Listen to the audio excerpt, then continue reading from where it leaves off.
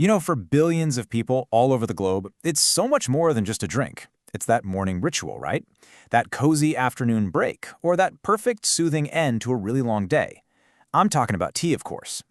We almost always see it as this super healthy, good-for-you thing.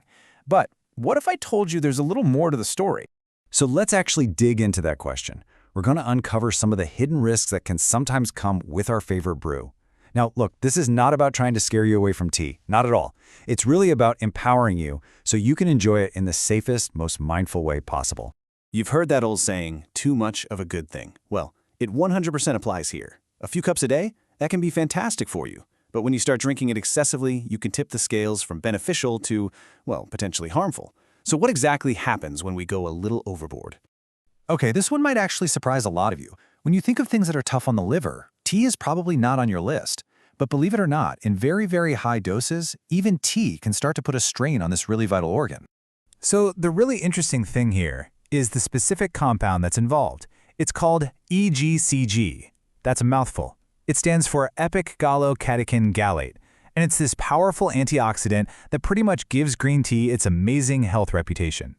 The real irony is that in super concentrated amounts, like what you'd find in supplements, this hero ingredient can actually become the villain.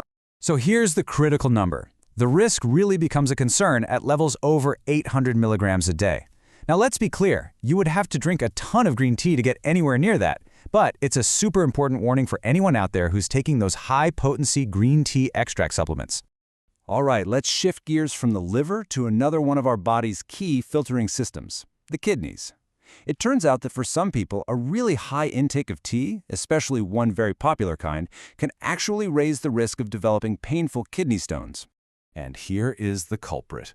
The problem here is a group of compounds called oxalates. And black tea, the base for so many favorites like English breakfast or Earl Grey, happens to be particularly packed with them. So what exactly are oxalates? Well, they're basically these natural compounds found in plants, and they can grab onto calcium. When that happens inside your kidneys, they can form these tiny, sharp crystals that build up and become stones. But notice that last part. This is mainly a risk for susceptible individuals. It's not a given for everyone. And now, for a risk that might sound a little more familiar to some of us. You know that feeling when you're just a little too buzzed, maybe a bit jittery, or you just can't seem to switch off at night? Yeah, your tea habit could actually be playing a role in that. It really all boils down to caffeine. And even though tea usually has less caffeine than coffee, it's still enough to block the production of melatonin. And melatonin is that hormone that basically tells your body, hey, it's time to go to sleep. So when that gets interfered with, it can lead to restlessness, poor sleep, and for some people, it can even ramp up feelings of stress and anxiety. Okay, so we've talked about the risks of drinking too much tea, but that's not the whole story. What about the times when it isn't about the quantity, but it's about who is drinking it? For some people, even a moderate amount of tea might be a concern, so you need to be extra cautious.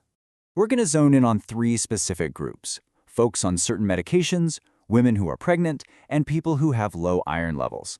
So if you fall into any of these categories, this next part is definitely for you. First up, medications. Certain compounds in tea can actually interact with a bunch of common prescriptions, things like blood thinners, certain blood pressure meds, and statins for managing cholesterol. And this can go one of 2 ways. It can either make the drug less effective, or it can amplify its effects. So the most important thing you can do is have a chat with your doctor or pharmacist. Next up, pregnancy. This is a time to be really cautious. High levels of caffeine are generally not recommended, but it's not just about traditional teas. A lot of herbal teas, which might seem like a totally safe, caffeine-free choice, can have compounds that are also best to avoid. As always, getting professional medical advice is the way to go here. And finally, let's talk about iron. If you're someone who struggles with low iron or anemia, your daily cup of tea could actually be working against you without you even realizing it. Tea has these specific compounds that can literally block your body from absorbing this essential mineral. And those compounds are called tannins. They're actually what gives black tea that distinct, slightly bitter flavor. And as we see here, their main job is to bind to iron, specifically from plant-based foods. This is a really, really important detail for vegetarians and vegans, because that binding action can seriously reduce how much iron your body is actually able to absorb and use. So after hearing all that, are we saying you should just give up tea? No, absolutely not. The whole goal here is awareness, not avoidance. This is all about giving you the knowledge you need to enjoy your tea in a way that truly works for your body. It really all comes down to these 3 simple but powerful steps. First, know your limits. Moderation is everything. Second, know your own body. Are you someone who's prone to kidney stones, or do you have low iron? Let that guide your choices.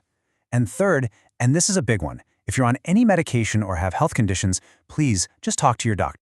So the next time you go to put the kettle on, maybe you'll just pause for a second. Rethinking your daily cup doesn't mean you have to give it up. It just means appreciating it more, understanding it a little better, and making sure that every single sip you take is a safe one.